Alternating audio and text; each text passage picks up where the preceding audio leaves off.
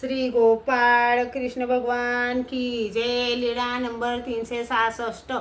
देमाईसाला व लखुबाईसाला जाण्याची आज्ञा। सर्वज्ञांनी देमाईसाला व लखुबाईसाला पुढील गावाला पाठविले। संध्याकाळी सर्वज्ञ पण त्याच गावाला गेले। एका झाडाखाली सर्वज्ञ आसनस्थ होऊन बसले होते, तेव्हा लखुबाईसाने सर्वज्ञांना बघितले व ती म्हणू लागली, देमाई देमाई, सर्वज्ञ आले आहेत, चल जाऊ सर्वज्ञांच्या दर्शनाला। तेव्हा देमाईसाने म्हटले, नाही ना आई, मी नाही येत, तेथे गेले की बाईसा भांडणच करतात, तुम्ही जा। लखुबाईसाने म्हटले, तुम्ही न या तरी न या, मी जाईल। ती सर्वज्ञांजवळ आली, सर्वज्ञांना दंडोते घातले, श्रीचरणा लागली आणि बाईसा तिच्याशी भांडू लागली। मग ती तशीच माघारी निघाली।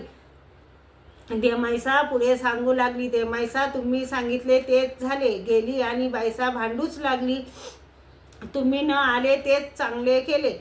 मग बाईसाची नजर चुकून सर्वज्ञ तेथे आले। त्यांनी सर्वज्ञांसाठी बैठक घातली। सर्वज्ञ बैठकीवर बसले। त्यांनी सर्वज्ञांना दंडोते घातली, श्रीचरणा लागल्या, सर्वज्ञांजवळ बसल्या। सर्वज्ञांनी देमाईसाला विचारले, बाई, आमच्या दर्शनाला ही आली नाही, तुम्ही नाही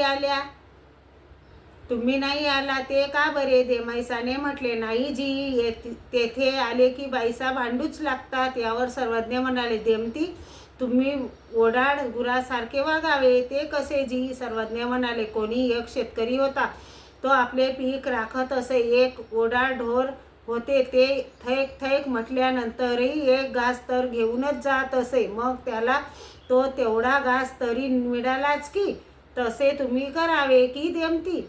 नंतर सर्वज्ञ त्यांना आपल्या मुक्कामाच्या ठिकाणी घेऊन आले। तेव्हा बाईसाने म्हटले, बाबांनी यांना राहू दिले, आता यांना काही म्हणू नये, म्हणून त्यांच्याशी स्नेह करू लागली। श्री गोपाळ कृष्ण भगवान की जय।